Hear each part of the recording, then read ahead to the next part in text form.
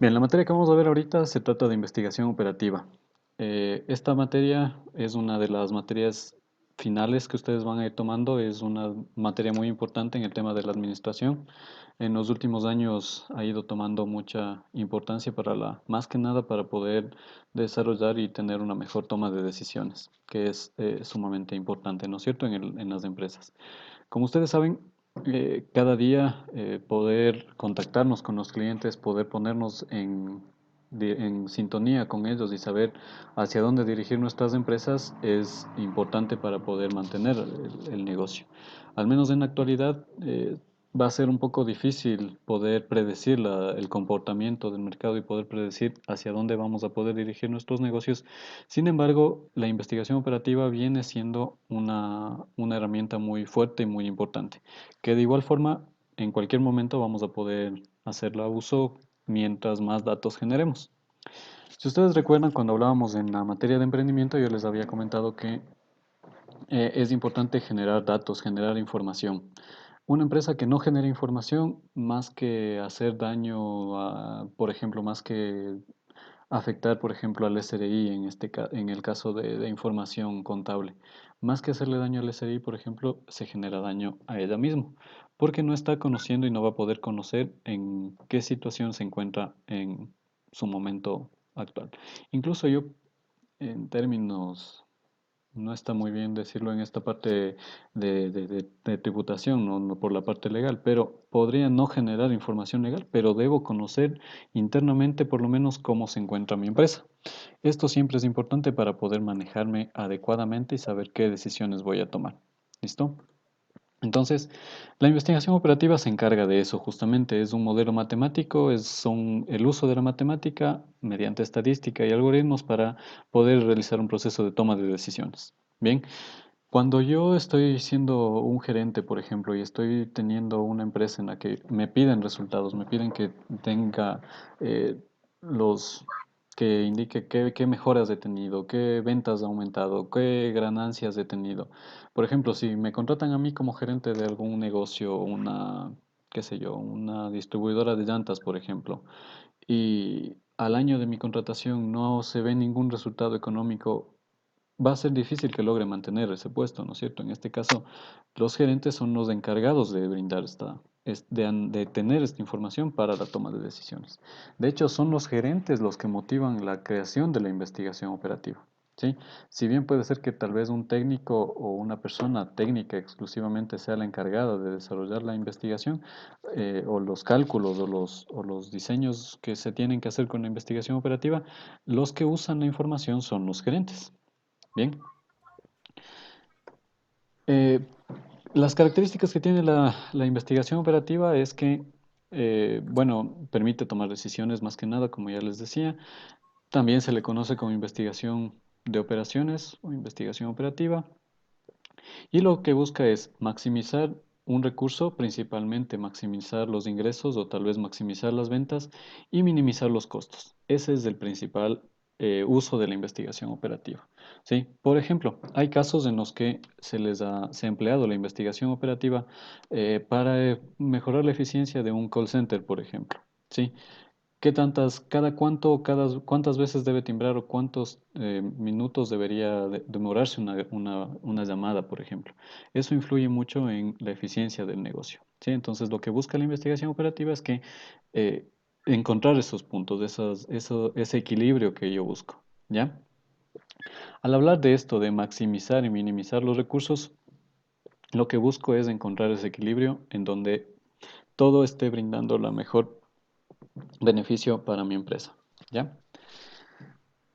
Como les decía, es una materia interdisciplinaria, se maneja en algunos esquemas, en algunos negocios. De hecho, cualquier tipo de negocio puede acceder al uso de la investigación operativa, pero como les decía, necesito datos para poder tomar decisiones. Ahora, justamente con el Big Data que se habla, ya se puede tener más acceso a información, más bases de datos y todo tenerlo ya disponible en la página, en nuestros archivos, nuestras bases de datos de la empresa.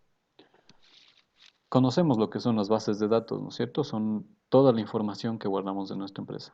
Sí, todos los datos contables, todas las ventas, todas Ahí está. las...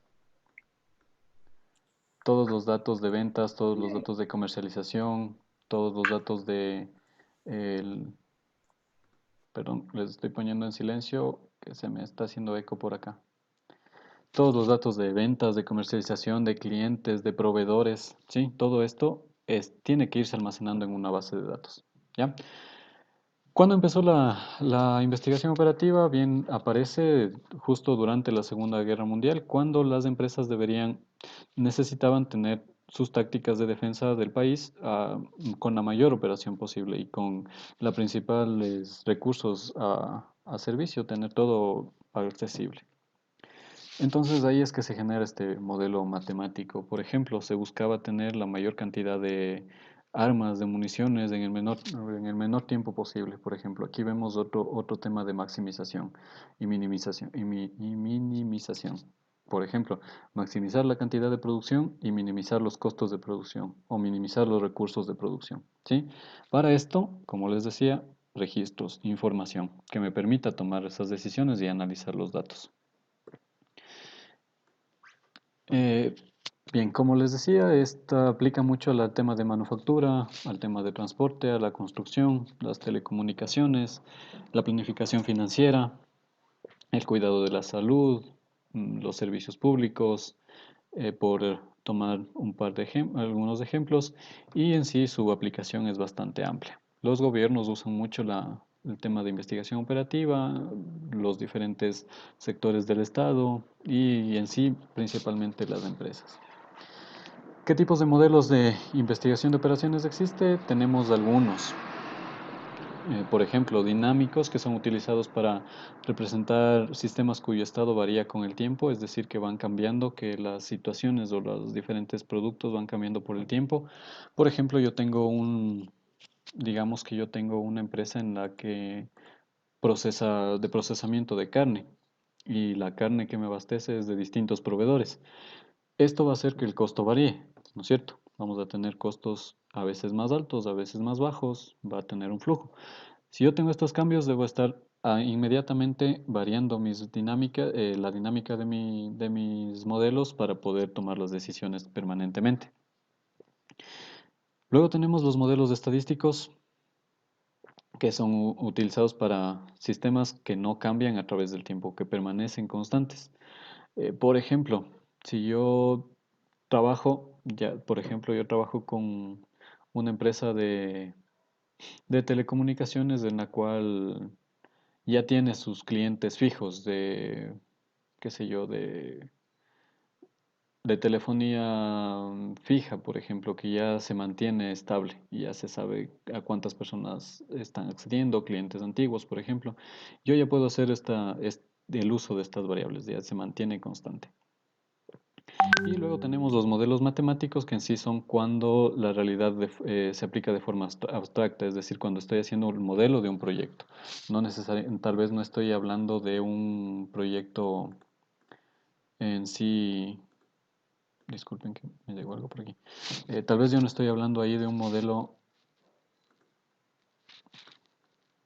que sea real. Por ejemplo, puede ser algo no existente, algo que está, eh, por ejemplo, creándose en ese momento una idea. Esa es la representación matemática. Bueno, los modelos físicos, cuando se usa un prototipo, un modelo a escala, una maqueta, por ejemplo, en el tema de la arquitectura, se diseña una maqueta de algún uso del cemento, por ejemplo, se hace el uso del cemento en sí y se experimenta hasta saber cuál es la mejor mezcla o el mejor uso que podemos darle. Bien, ¿tienen alguna duda hasta aquí? Si tiene alguna consulta, me avisan nomás, no hay ningún problema. Bien.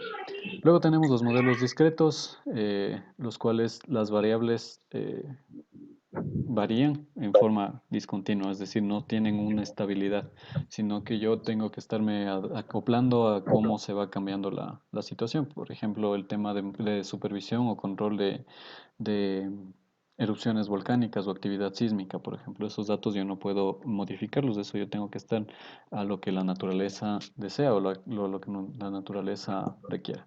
¿Listo? Y determinísticos son modelos cuya solución para determinar las condiciones es siempre única y siempre es la misma. Estos casos pueden ser ya temas fijos. Tal vez alguien quería participar, disculpen.